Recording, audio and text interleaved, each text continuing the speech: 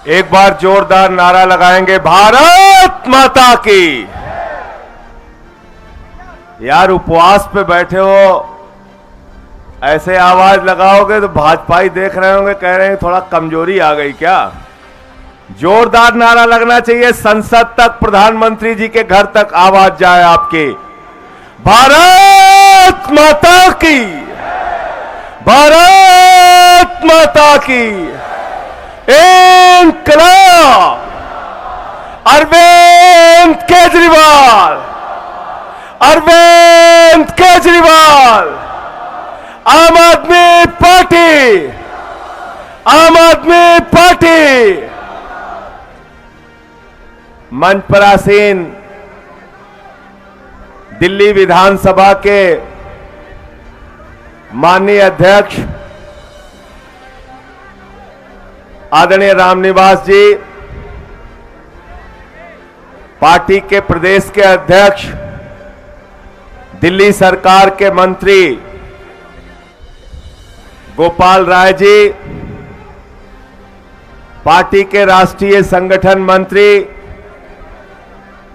भाई संदीप पाठक जी, हमारी दिल्ली सरकार की माननीय मंत्री आतिशी जी, सौरभ जी, कैलाश गहलोत जी, राजकुमार आनंद जी, भाई इमरान हुसैन जी, हमारे सभी सम्मानित विधायकगण, दिल्ली विधानसभा के उपाध्यक्ष राखी बिरलान जी, सभी कार्यकर्ता साथियों, दिल्ली की मेयर जिन्होंने 15 साल के भारतीय जनता पार्टी के कुशासन को उखाड़ फेंकने में महत्वपूर्ण भूमिका निभाई और अच्छा काम करके दिखा रही हैं, डॉक्टर शैली ओबराय, हमारी पार्टी के राष्ट्रीय सचिव भाई पंकज गुप्ता जी, साथियों और दोस्तों, जब मैं जेल से बाहर आया तो पहले दिन तो मुझे ज्यादा जानकारी नहीं थी, लेकिन दूसरे दिन जब साथियों से बात की, पूरी जानकारी मिली और पता चला कि कितनी बड़ी गहरी साजिश के तहत आपके नेता अरविंद केजरीवाल को गिरफ्तार किया गया है। याद रखना, गहरी साजिश के तहत मैं कह रहा हूं। इस जंतर मंतर के ऐतिहासिक धरती से पूरे देश को बताना चाहता हूं, अरविंद केजरीवाल जी ईमानदार थे, ईमानदार हैं, ईमानदार रहेंगे। अरविंद केजरीवाल जी मुख्यमंत्री थे, मुख्यमंत्री हैं, मुख्यमंत्री रहेंगे। और गहरी साजिश मैं क्यों कह रहा हूं? गहरी साजिश इसलिए कह रहा हूं कि भारतीय जनता पार्टी ने जो मुकदमा बनाया है केजरीवाल जी के खिलाफ, 10वीं का बच्चा अगर सुनेगा, 10वीं का बच्चा, ईडी तो छोड़ दो, होमगार्ड को भी जांच करने के लिए दे दिया जाए, सिविल डिफेंस वालों को भी जांच करने के लिए दे दिया जाए, तो 3 घंटे के अंदर बता देगा कि फर्जी मुकदमा है, फर्जी मुकदमा है, फर्जी मुकदमा है।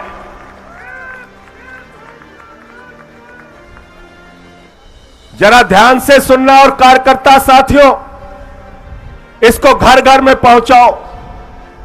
कैसे गिरफ्तार किया गया केजरीवाल को?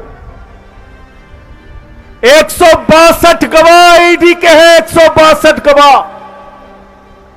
294 गवाह सीबीआई के हैं, 294 गवाह, दोनों जांच एजेंसियों को मिला के 456 गवाह हैं, 456 गवाह। दोनों जांच एजेंसियों ने मिलाकर 50,000 पन्ने की चार्जशीट तैयार की है, 50,000 पन्ने की। और आपको मालूम है, ये 456 गवाह और 50,000 पन्ने में केजरीवाल का नाम कितनी बार आया? कितनी बार आया? जोर से बोलिए, कितनी बार? 456 में से मात्र 4 गवाहों ने केजरीवाल का नाम लिया। उन 4 गवाहों ने किन परिस्थितियों में, किस दबाव में और कैसे अरविंद केजरीवाल का नाम लिया, ये आम आदमी पार्टी के एक एक कार्यकर्ता, दिल्ली की 2 करोड़ महान जनता और देश की जनता और विपक्षी पार्टियों को पता होना चाहिए। मैं चाहूंगा हमारे साथियों के पास अगर वो फोटो हो मंगुंटा रेड्डी की तो मुझे जरूर दे दी जाए। साथियों और दोस्तों, 16 एक व्यक्ति है मंगुंटा रेड्डी, दूसरा व्यक्ति है उसका बेटा राघव रेड्डी, तीसरा व्यक्ति है शरद रेड्डी, चौथा व्यक्ति है सी अरविंद। इन 4 लोगों ने नाम लिया। बात करते हैं मंगुंटा रेड्डी की। मंगुंटा रेड्डी के घर 16 सितंबर 2022 को ईडी छापेमारी करती है। कहते केजरीवाल से क्या मिले थे आप? उसने कहा हां मिले थे। क्यों मिले थे? अपने चैरिटेबल ट्रस्ट के लिए जमीन चाहिए थी। उसके बयान लिए गए। 10 फरवरी तक उसने कुछ नहीं कहा तो उसके बेटे को 10 फरवरी 2023 को गिरफ्तार करके भाजपाइयों की ईडी ने जेल में डाल दिया। उसके बेटे से पूछा केजरीवाल का नाम ले, पहली बार कहा नहीं लेंगे, दूसरी बार कहा नाम ले, उसने कहा साहब नहीं लेंगे, तीसरी बार कहा नाम ले, उसने कहा साहब केजरीवाल ने कुछ किया ही नहीं तो कैसे नाम ले, चौथी बार कहा नाम ले, उसने कहा साहब केजरीवाल से कोई मतलब नहीं तो कैसे नाम ले, पांचवी बार कहा नाम ले, नहीं लेंगे, 6वीं बार कहा नाम ले, उसने कहा नहीं लेंगे, 6 बार नाम लिया, 5 महीने की जेल बीत गई तो बोले जिंदगी भर जेल में सड़ेगा अगर केजरीवाल का नाम नहीं लेगा। अब वो कमजोर पड़ गया, उसने 7वीं बार केजरीवाल का नाम ले लिया। 7वीं बार नाम ले लिया। कब लिया? 16 जुलाई 2023 को। 16 जुलाई 2023 को जैसे ही उसने नाम लिया अरविंद केजरीवाल को, 18 जुलाई 2023 को ईडी वालों ने कहा बेटा अब कोई दिक्कत नहीं, जमानत पे छूटो, घर जाओ। समझ गए? समझ गए मुकदमा? समझ गए मुकदमा? 10वीं का बच्चा पता लगा सकता है ना इस बात का कि फर्जी मुकदमा है। 16 जुलाई को जैसे ही नाम लिया, 18 जुलाई को उसकी जमानत हो जाती है। 10 बयान बाप बेटे ने दिया। मंगुंटा रेड्डी और राघव रेड्डी ने 10 बयान दिया। 10 बयान में बाप बेटे के अंतिम 2 बयानों को ईडी वालों ने कहा यह सही है, कोर्ट के सामने रख दिया। 8 बयानों को छिपा के रख लिया, बोले अनरिलाइड डॉक्यूमेंट है, जिसमें केजरीवाल के ईमानदारी का सबूत है। वो कागज ईडी छुपाती है। भारतीय जनता पार्टी की गहरी साजिश ये है साथियों। हमारे वकील गए न्यायालय के सामने, उन्होंने कहा हुजूर माई बाप, हम आरोपी जरूर हैं लेकिन हमारे कागज छिपाए क्यों जा रहे हैं, हमें दिखाइए तो। कोर्ट ने कहा भाई आरोपी का अधिकार है, सारे साक्ष्य उनको दिखाओ। जब वो ईडी के दफ्तर वकील पहुंचे तो हैरान हो गए, होश उनके उड़ गए। उन्होंने देखा 8 बयान में अरविंद केजरीवाल का नाम नहीं, सिर्फ 2 बयान में अरविंद केजरीवाल का नाम लिया गया और उसके आधार पर उठाकर उनको जेल में डाल दिया गया। तीसरा व्यक्ति है शरद रेड्डी। इसकी कहानी बड़ी मजेदार है, ध्यान से सुनना। शरद रेड्डी को ईडी ने कहा यह मुख्य घोटालेबाज है, किंग पिन है ये। 9 नवंबर 2022 को उसके घर में छापा पड़ा। 10 नवंबर 2022 को उसको गिरफ्तार कर लिया गया। 10 नवंबर 2022 से लेकर 25 अप्रैल 2023 तक 1-2 नहीं 12 बयान उसके लिए गए। 12 बयान। 10 बयान में उसमें अरविंद केजरीवाल का नाम नहीं लिया। अंतिम के 2 बयान में जब उसने केजरीवाल का नाम लिया तो ईडी वालों ने कहा बेटा अब तुम्हारी जमानत करा देंगे। उसने कहा कैसे होगी? बोले कह देना अदालत में कमर दर्द हो रही है, जमानत हो जाएगी।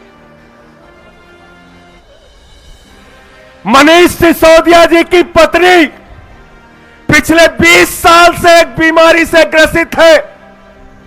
इस पीड़ा की घड़ी में अपने पति का उनको इंतजार है, उनको जमानत नहीं मिलती, लेकिन कमर दर्द के नाम पर मुख्य घोटालेबाज किंगपिन को जमानत मिल जाती है।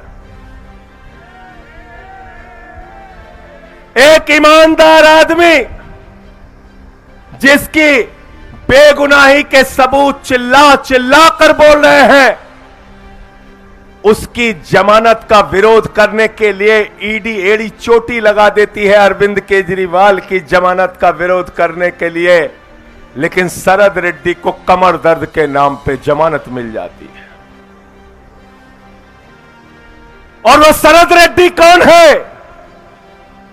10 नवंबर को गिरफ्तार हुआ, 15 नवंबर को भाजपाइयों को नजराना पेशगी पहुंचा दी उसने। कितने की?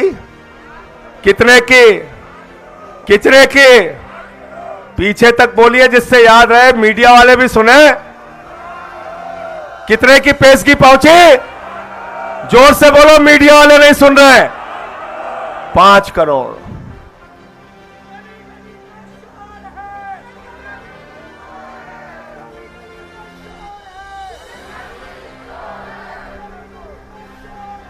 बीजेपी चोर है, बीजेपी चोर है। बैठ जाओ।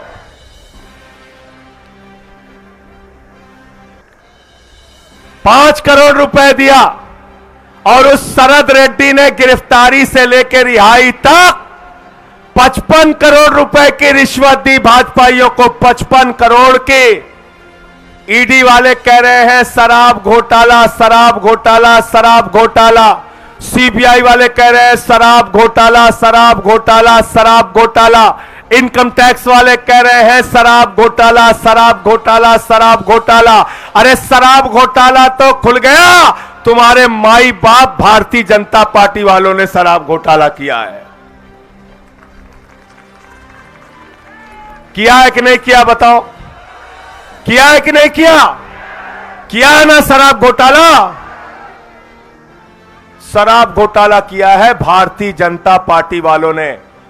मैं इस मंच से कहना चाहता हूं एलजी साहब से, एलजी साहब, अगर आपको अपने पद की जरा सी भी नैतिकता है, भारत के संविधान में जरा सा भी भरोसा है, तो आज ही चिट्ठी लिखो, सीबीआई की जांच कराओ, ईडी की जांच कराओ, इनकम टैक्स की जांच कराओ, भारतीय जनता पार्टी के नेताओं का कॉलर पकड़ के उनको जेल में डालने का काम करो। शराब घोटाला उन्होंने किया है।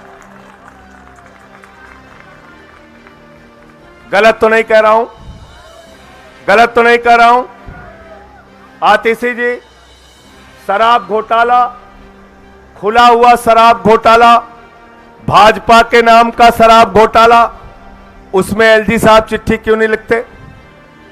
क्यों नहीं लिखते?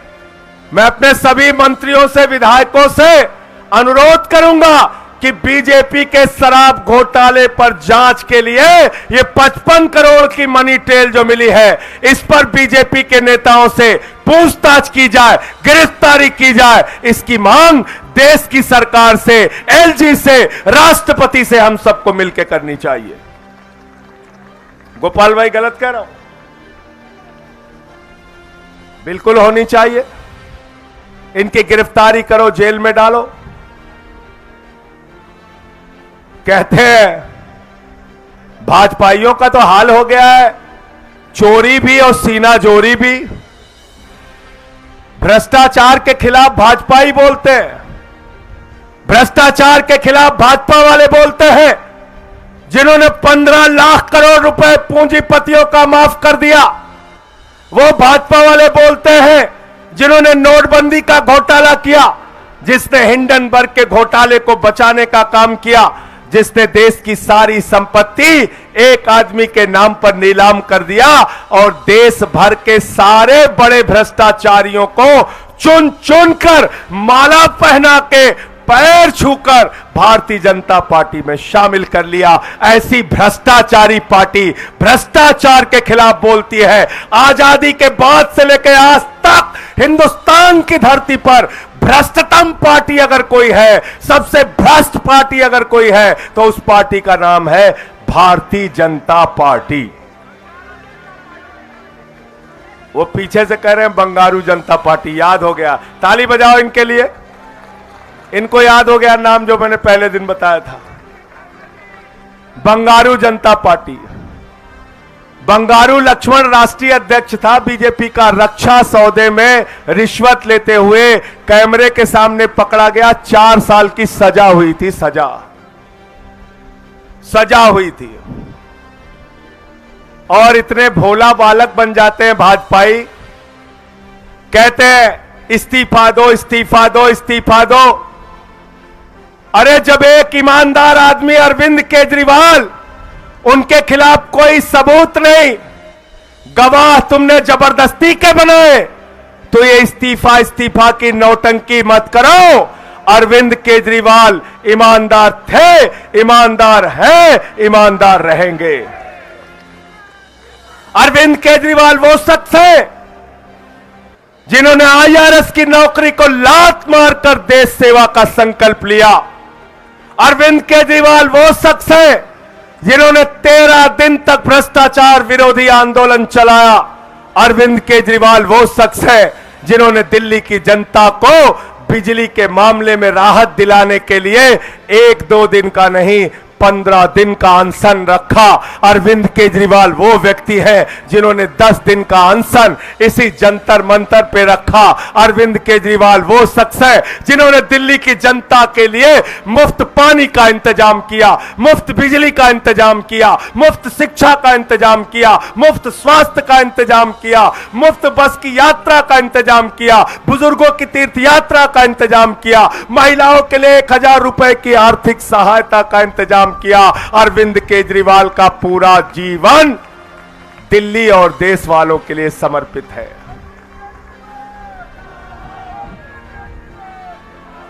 और ऐसे आदमी को आप पकड़ के जेल में डाल दिए।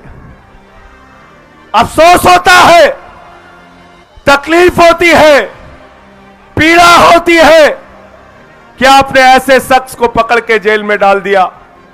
मैं जेल से छूटने के बाद भाभी से मिलने गया था। पहली बार उनकी आंख में आंसू दिखे। मैं आम आदमी पार्टी के कार्यकर्ताओं से कहना चाहता हूं, उस आंसू का बदला आपको लेना है। मैं आपसे कहना चाहता हूं, दिल्ली के लोगों के बीच में जाओ, देश के लोगों के बीच में जाओ, उस आंसू का बदला आपको लेना है। ये 400 पार के नौटंकी के नारों के चक्कर में मत पड़ो, इसका कोई हकीकत नहीं है। मीडिया वाले कह रहे थे मोदी जी ने 400 पार का नारा दिया। हमने कहा सिर्फ 400 पार का नारा क्यों नहीं 600 पार का नारा दिया। भाजपा वाले 600 पार का भी नारा दे सकते हैं। भाजपा वाला कह सकते हैं कुछ सीट पाकिस्तान से आएगी, कुछ बांग्लादेश से आएगी, कुछ श्रीलंका से आएगी, कुछ अफगानिस्तान से आएगी। तो 700 पार का भी नारा दे सकते हैं। क्या नारा दिया था दिल्ली में, गोपाल जी याद है आपको? 45 पार। कितना नारा दिया था बीजेपी वालों ने? कितना दिया था? आई कितनी? चलो भाई ये सब नहीं बोलूंगा। ये कह रहे हैं आई तड़ी पार।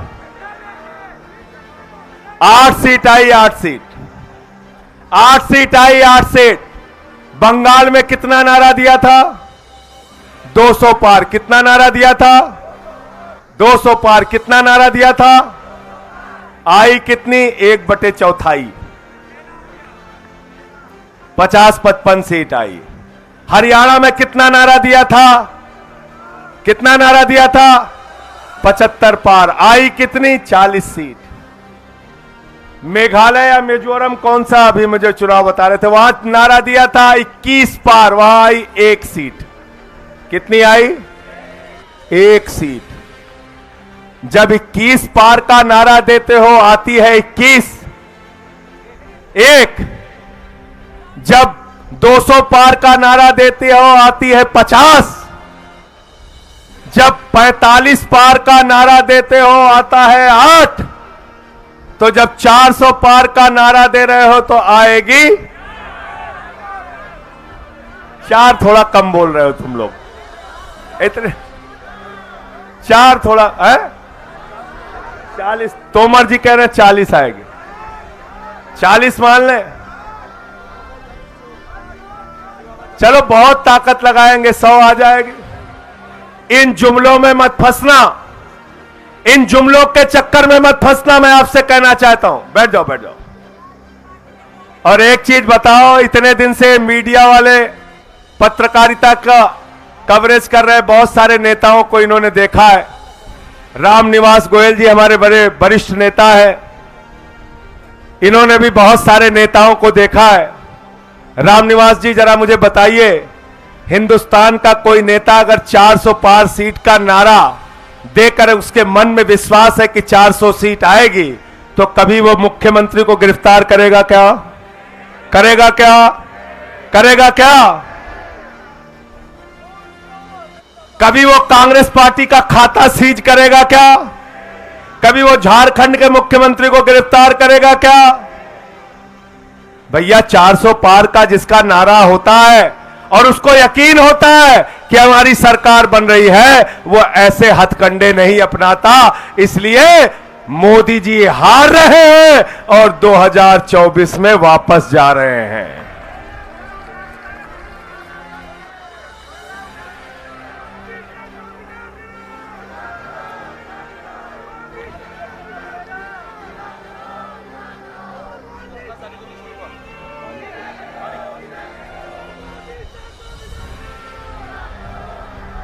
मोदी शाह को विदा करो, अरे मोदी शाह को विदा करो, अरे मोदी शाह को विदा करो, अरे महंगाई को विदा करो, अरे बेरोजगारी को विदा करो, अरे भ्रष्टाचार को विदा करो, अरे तानाशाही को विदा करो, अरे अत्याचार को विदा करो, अरे लूटखोरी को विदा करो, तानाशाही को विदा करो, हिटलर शाही को विदा करो। विदा करना है इनको।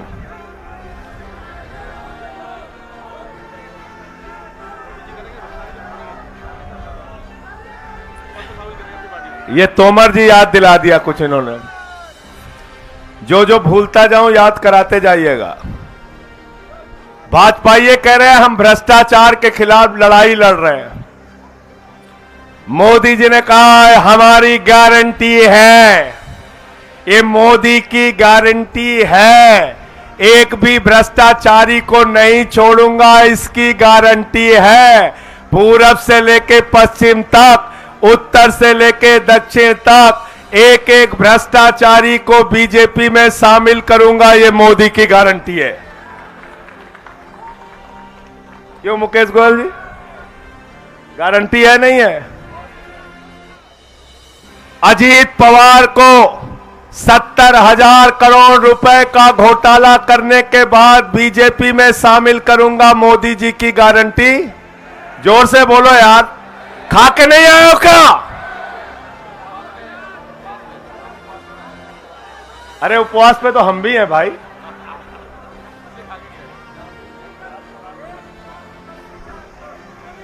ये 11 बजे से उपवास पे है ना।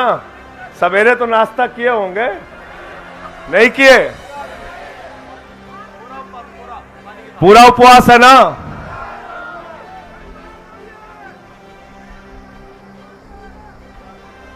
छगन भुजबल भ्रष्टाचारी है, उसके भ्रष्टाचार को पहले उठाएंगे, फिर उसको बीजेपी में शामिल करेंगे। मोदी जी की गारंटी, जोर से बोलो। प्रफुल्ल पटेल के भ्रष्टाचार को उठाएंगे, फिर उसको भाजपा में शामिल करेंगे, मोदी जी की गारंटी। हसन मुशर्रफ के भ्रष्टाचार को उठाएंगे, फिर उसको बीजेपी में शामिल करेंगे, मोदी जी की गारंटी। शिंदे के भ्रष्टाचार को उठाएंगे, फिर बीजेपी में शामिल करेंगे, मोदी जी की गारंटी। नवीन जिंदल के भ्रष्टाचार को उठाएंगे, फिर उसको बीजेपी में शामिल करेंगे, मोदी जी की गारंटी। नारायण राणे के भ्रष्टाचार को उठाएंगे, फिर बीजेपी में शामिल करेंगे, मोदी जी की गारंटी। आदर्श घोटाला उठाएंगे, फिर उसको बीजेपी में शामिल करेंगे, मोदी जी की गारंटी। वाटर घोटाला उठाएंगे, फिर हेमंत विश्व शर्मा को शामिल करेंगे, मोदी जी की गारंटी। मुकुल राय का शारदा घोटाला, नारदा घोटाला उठाएंगे, फिर बीजेपी में शामिल करेंगे, मोदी जी की गारंटी। शुभेंदु अधिकारी का शारदा नारदा घोटाला उठाएंगे, फिर उसको बीजेपी में शामिल करेंगे, मोदी जी की गारंटी। जनार्दन रेड्डी का भ्रष्टाचार का हजारों करोड़ का मामला उठाएंगे, फिर उसको बीजेपी में शामिल करेंगे, नरेंद्र मोदी जी की गारंटी। तो ये मोदी की गारंटी, मोदी की गारंटी, एक एक भ्रष्टाचारी को बीजेपी में शामिल करने की गारंटी, गारंटी।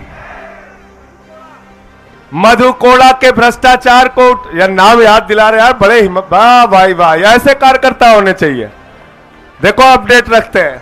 मधु कोड़ा के भ्रष्टाचार को उठाएंगे, गीता कोड़ा के भ्रष्टाचार को उठाएंगे, फिर उसको बीजेपी में शामिल करेंगे, मोदी जी की गारंटी। सीता सोरेन के भ्रष्टाचार को उठाएंगे, फिर उसको बीजेपी में शामिल करेंगे, मोदी जी की गारंटी। तपस राय के भ्रष्टाचार को उठाएंगे, फिर उसको बीजेपी में शामिल करेंगे, मोदी जी की गारंटी। छगन भुजबल के भ्रष्टाचार को उठाएंगे, फिर उसको बीजेपी में शामिल करेंगे, मोदी जी की गारंटी। अच्छा, छगन भुजबल भूल गया था क्या मैं? इतने भ्रष्टाचारी है, नाम भूल जाता है। प्रफुल्ल पटेल के भ्रष्टाचार को उठाएंगे, फिर उसको बीजेपी में शामिल करेंगे, मोदी जी की गारंटी।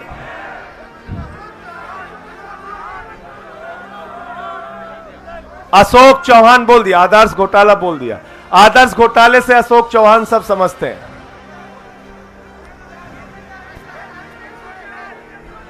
मीडिया वाले मुझसे उस दिन काफी नाराज हो गए थे, बोले संजय सिंह जी आप कभी कभी बड़ा सख्त बोल जाते हैं। मैंने कहा क्या? कहने लगे आपने कह दिया भ्रष्टाचार के खिलाफ भाजपाई बोलते हैं तो लगता है ओसामा बिन लादेन अहिंसा पे उपदेश दे रहा है। अच्छा एक चीज बताओ, इतने सारे भ्रष्टाचारियों को अपनी पार्टी में शामिल करने वाली पार्टी को हिंदुस्तान की भ्रष्ट पार्टी कहा जाएगा कि नहीं कहा जाएगा? देश की सबसे भ्रष्ट पार्टी कहा जाएगा कि नहीं कहा जाएगा? आजादी के बाद की सबसे भ्रष्ट पार्टी कहा जाएगा कि नहीं कहा जाएगा? तो जब यह पार्टी भ्रष्टाचार के खिलाफ बोलती है तो ऐसा लगता है ओसामा बिन लादेन और डाकू गब्बर सिंह अहिंसा पे उपदेश दे रहे हैं।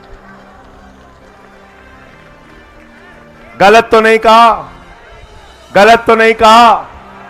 दूसरी बात क्या करते हैं बड़े चालाकी से, संजीव झा को मैं एक दिन सुन रहा था टीवी पे, अच्छा जवाब दिया इसने, बहुत अच्छा जवाब दिया। कहते हैं नैतिकता के आधार पर आप लोगों को तुरंत इस्तीफा दे देना चाहिए। तो हमने कहा नैतिकता के आधार पर पहले हेमंत सोरेन का इस्तीफा ले लेना चाहिए, फिर केजरीवाल का ले लेना चाहिए, फिर भगवंत मान का ले लेना चाहिए, फिर विजयन का ले लेना चाहिए, फिर रेवंत रेड्डी का ले लेना चाहिए, फिर सिद्धारमैया का ले लेना चाहिए, फिर ममता बनर्जी का ले लेना चाहिए। पूरे विपक्ष को खत्म कर देना चाहिए और भाजपा वाले माल लूटे पूरे देश का, बेईमानी करें, भ्रष्टाचार करें, पूरे देश को लूटे। हम तुमको दिल्ली को लूटने नहीं देंगे। 15 साल लूटा ना तुमने एमसीडी को। यहां बैठी है शैली ओबराय, 15 साल एमसीडी को लूटा, वहां से कॉलर पकड़ के तुमको खींच के जनता ने कूड़ेदान में पहुंचा दिया। झाड़ू है हमारे पास, झाड़ू है। तो तुम चाहते हो ममता बनर्जी हट जाए, तुम बंगाल लूटो, भगवंत मान हट जाए, पंजाब लूटो, केरल हमें विजयन हट जाए, तुम केरला लूटो। इन लूटखोरों को, इन भ्रष्टाचारियों को हिंदुस्तान की राजनीति से खत्म करके कूड़ेदान में डालने का काम कर रहा है। इनको लूटने की छूट नहीं देना है। दिल्ली के 2 करोड़ लोगों ने कह दिया अरविंद केजरीवाल हमारे मुख्यमंत्री रहेंगे। दिल्ली की विधानसभा में बहुमत पास करके कह दिया अरविंद केजरीवाल हमारे मुख्यमंत्री रहेंगे। देश के लोगों ने कह दिया अरविंद केजरीवाल को ही मुख्यमंत्री रहना चाहिए। तो अरविंद केजरीवाल मुख्यमंत्री थे, हैं और रहेंगे। और हमसे मीडिया वाले कह रहे थे विनय सक्सेना जी ने कहा है, एलजी साहब ने कहा है हम जेल से सरकार नहीं चलने देंगे। तो मैंने कहा हिंदुस्तान का संविधान बाबा साहब डॉक्टर भीमराव अंबेडकर ने लिखा है, किसी नरेंद्र मोदी और विनय सक्सेना ने नहीं लिखा, याद रखना।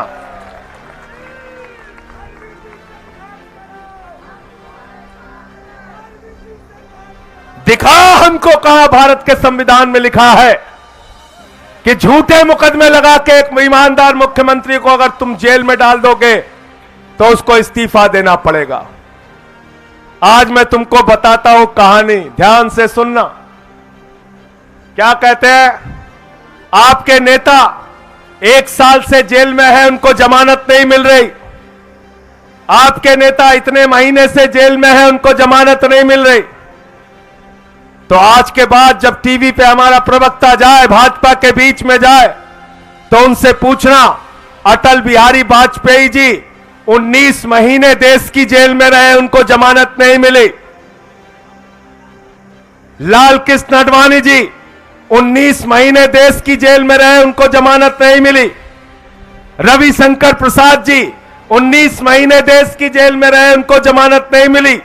अरुण जेटली जी 19 महीने देश की जेल में रहे, उनको जमानत नहीं मिली। अमित शाह जी 3 महीने जेल में रहे और 2 साल गुजरात के बाहर रहे। वो शब्द मैं इस्तेमाल नहीं करना चाहता। 2 साल गुजरात से बाहर रहे, बाहर रहे, बाहर रहे।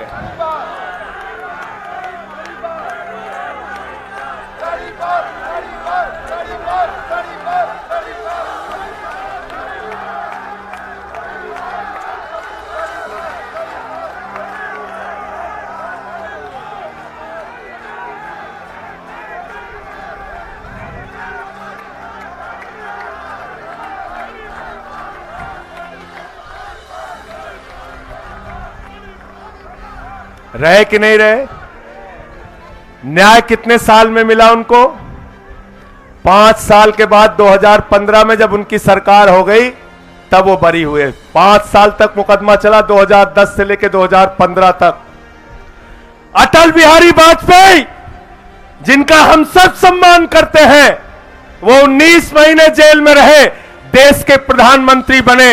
अरुण जेटली जी 19 महीने जेल में रहे, देश के कानून मंत्री और वित्त मंत्री बने। रविशंकर प्रसाद जी 19 महीने जेल में रहे, देश के कानून मंत्री, आईटी मंत्री और बड़े बड़े मंत्री पदों पर रहे। आडवाणी जी देश के जेल में 19 महीने रहे और देश के उप प्रधानमंत्री बने, गृह मंत्री बने।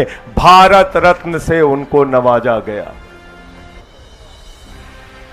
इसलिए याद रखना, दुनिया के इतिहास में अगर किसी भी विपक्षी पार्टी ने किसी नेता को जेल में डाला है तो उसका राजनीतिक कद आसमान पे पहुंचा है, कभी वो नीचे नहीं आया है, याद रखना। मुकदमा चल रहा है, कानून की जटिलताएं हैं, पीएमएलए के कानून में ऐसी जटिलताएं हैं जिसकी वजह से जमानत मिलने में लेट होते हैं साथियों। लेकिन इसका मतलब यह नहीं कि भ्रष्टाचार साबित हो गया, इसका मतलब यह नहीं कि आरोप सिद्ध हो गया। और मैंने तो उस दिन भी कहा था, आज भी कह रहा हूं, कानून की निगाह में राष्ट्रपति और राज्यपाल को छोड़कर देश के प्रधानमंत्री को भी छूट नहीं है भैया।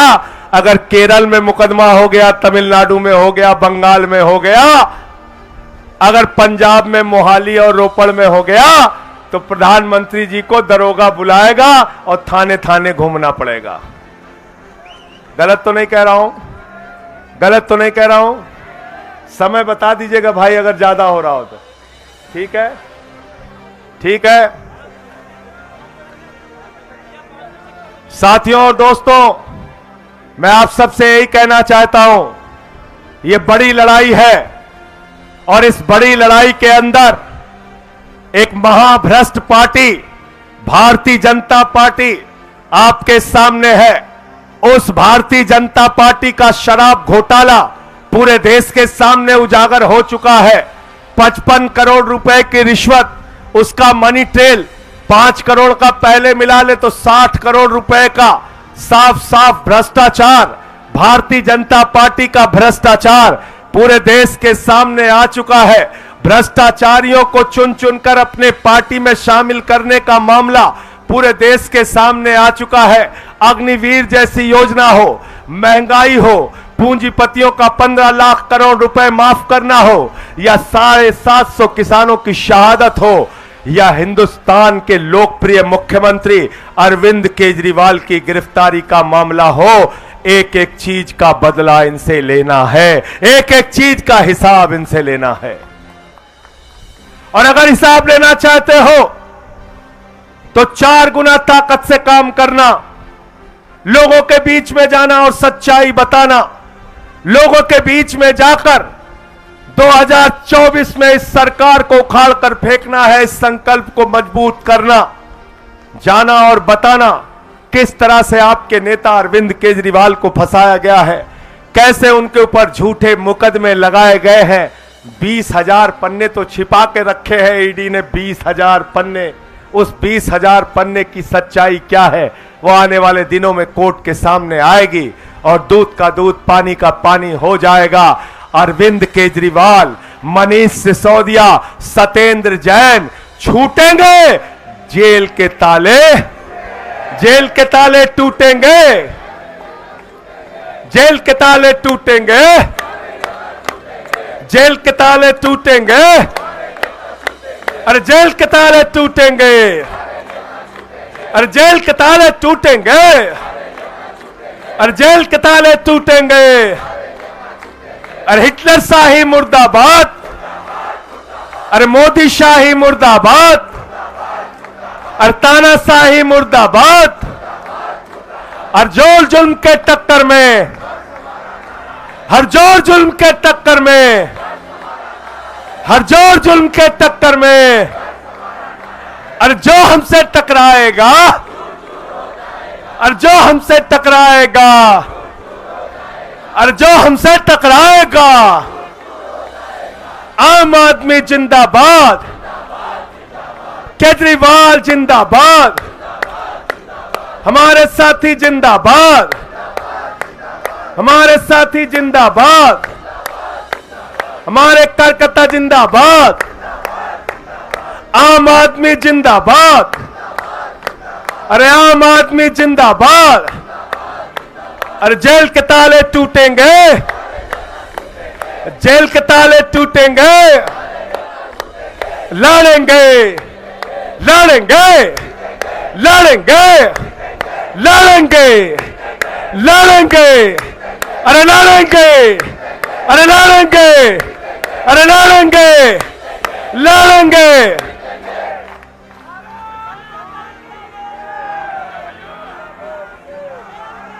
लड़ना है कि नहीं लड़ना है बताओ? लड़ना है ना? लड़ना है ना? भाजपा ये कल से फैला रहे संजय सिंह जेल में रहे, उनका वजन बढ़ गया। हमने कहा हमारी तारीफ कर रहे हो कि बुराई कर रहे हो तुम लोग? कभी कभी गलती से तारीफ करने लगते हैं भाजपाई। साथियों और दोस्त, कौन सा घोटाला रह गया?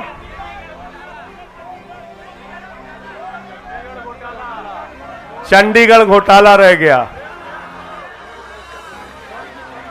जर्नल देख लो, तुम्हारी गलती है ये, तुम्हारी गलती है। तुम चंडीगढ़ का काम देख रहे थे, तुम्हारा और बोले नहीं। तुम वो देखो वहां से कार्यकर्ता बोल रहा है, उसके लिए आप ताली बजाइए, आप ताली बजाइए। बहुत अच्छा याद दिलाया।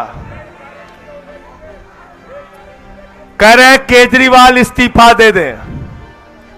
हमने कहा बेईमानों, 1 साल से मणिपुर जल रहा है। कारगिल के योद्धा, भारत माता के लिए लड़ने वाले जवान की पत्नी को निवस्त करके मणिपुर में घुमाया गया। उस कारगिल के योद्धा ने कहा, मैंने भारत माता की तो रक्षा की, अपनी पत्नी की रक्षा नहीं कर पाया। महिलाओं को निवस्त करके घुमाया गया मणिपुर में, दंगे हुए, फसाद हुए, हजारों लोगों की जान गई।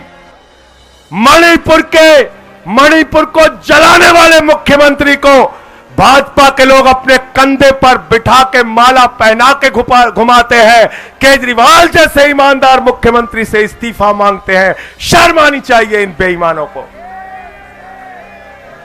अजय मिश्रा टेनी, जिसका बेटा 4 किसानों को जीप से कुचल के मार देता है, वो देश का गृह राज्य मंत्री है, वो देश का गृह राज्य मंत्री बना रहता है और केजरीवाल से इस्तीफा मांगते हो। इसी जंतर मंतर पे हमारी पहलवान बेटियों को घसीट घसीट के मारा गया, उनको न्याय नहीं मिलता। उनके लिए प्रधानमंत्री एक शब्द नहीं बोलते, हमसे इस्तीफा मांगते हो।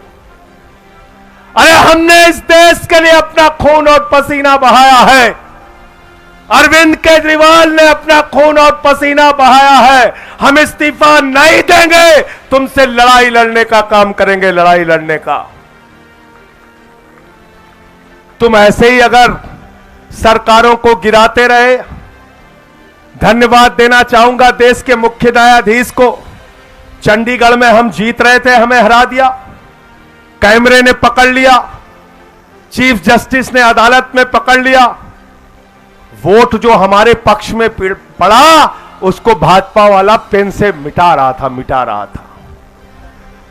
जब 36 वोट में 25% की बेईमानी कर सकते हो, तो चाहे चुनाव हो, चाहे राजनीति हो, हर मामले में सबसे भ्रष्ट पार्टी का नाम क्या है?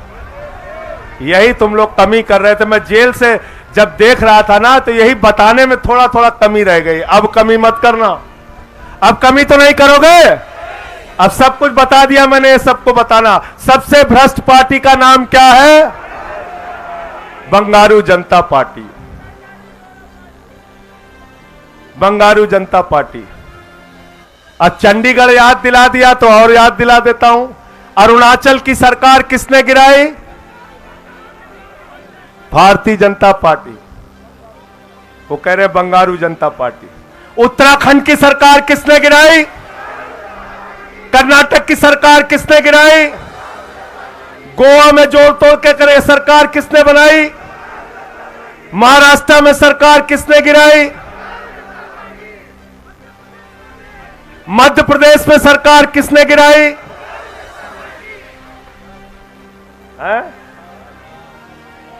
बिहार की सरकार किसने गिराई? बंगारू जनता पार्टी। तो भाजपाइये हम लोगों को बेवकूफ समझते हैं क्या आतिशी जी? हमको बेवकूफ समझते हो? नैतिकता, नैतिकता, तुम्हारी नैतिकता यह है कि तुम गुंडों और अपराधियों की तरह एक के बाद दूसरी, दूसरे के बाद तीसरी सरकारों को गिराने का काम करते हो। दिल्ली में तुम्हारी ये चालबाजी हम चलने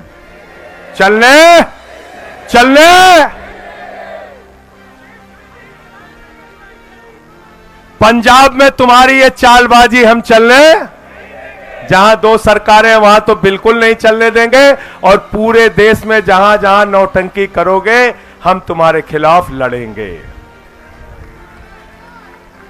अंत में एक वादा आपसे लेकर अपनी बात को खत्म करूंगा, और पीछे तक हाथ उठना चाहिए।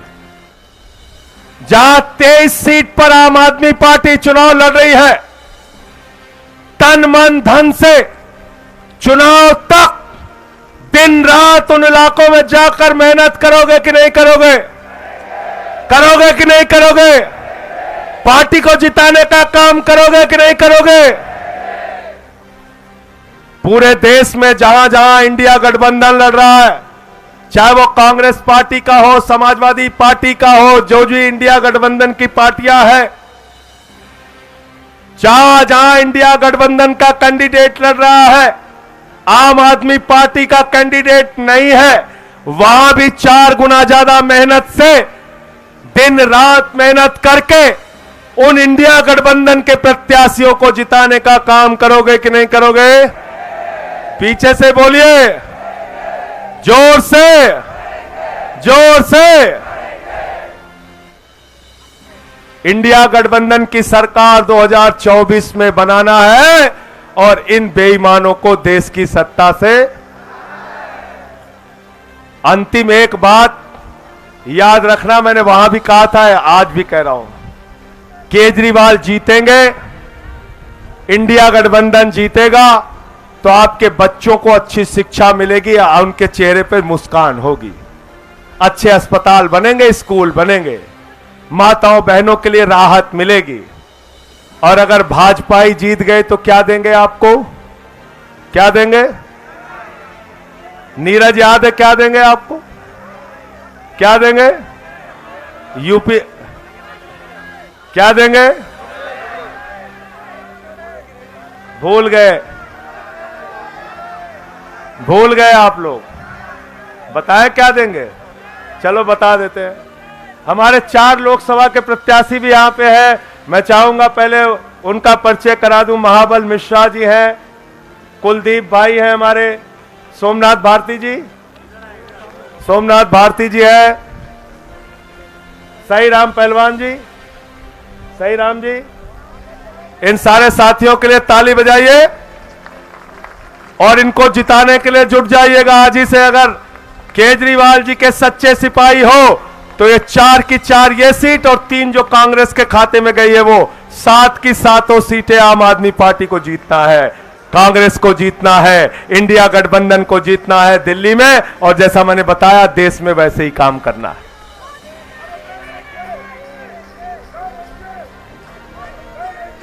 अच्छा, मैं बता रहा था कि भाजपा वाले जीतेंगे तो क्या जीतेंगे, अभी कोई सही जवाब आया नहीं है। मैं बता रहा हूं, मैं बता रहा हूं। अरविंद केजरीवाल जी, हाँ क्या बताओ?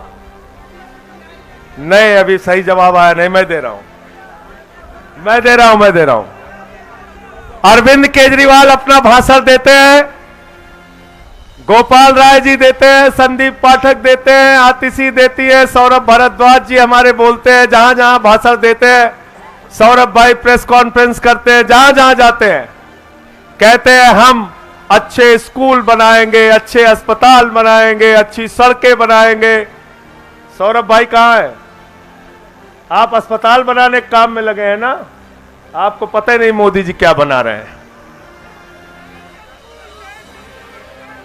उत्तर प्रदेश में गए हमारे यहां मोदी जी, केजरीवाल कहते हैं हमको जिता दो, स्कूल बनाएंगे, अस्पताल बनाएंगे, स्कूल बनाएंगे, अस्पताल बनाएंगे। मोदी जी एक सभा में गए, उन्होंने कहा भाइयों और बहनों, अगर गांव गांव में कब्रिस्तान होता है तो शमशान होना चाहिए कि नहीं होना चाहिए? क्या बोले थे? शमशान होना चाहिए कि नहीं होना चाहिए? अरे इतने अपशकुनी लोग हैं ये लोग। उसी के बाद कोरोना की महामारी आ गई, गांव गांव में शमशान बन गया, गांव गांव में शमशान बन गया। केजरीवाल को जिताओगे तो स्कूल पाओगे, आम आदमी पार्टी को जिताओगे तो स्कूल पाओगे, हमारे नेताओं को जिताओगे तो स्कूल पाओगे, अस्पताल पाओगे, सड़कें पाओगे, बुजुर्गों की तीर्थ यात्रा पाओगे, महिलाओं को आर्थिक सहायता पाओगे, हमारे पार्टी को जिताओगे तो तरक्की पाओगे, और अगर बीजेपी वालों को जिताओगे तो गांव गांव में शमशान पाओगे। गलत तो नहीं कह रहा हूं? गलत तो नहीं कह रहा हूं? इसलिए इंडिया गठबंधन को जिताना है, आम आदमी पार्टी को जिताना है। अंत में एक बार फिर से वही नारा, जेल के ताले टूटेंगे, जेल के ताले टूटेंगे, जेल के ताले टूटेंगे, जेल के ताले टूटेंगे, जेल के ताले टूटेंगे। बहुत बहुत धन्यवाद, बहुत बहुत शुक्रिया।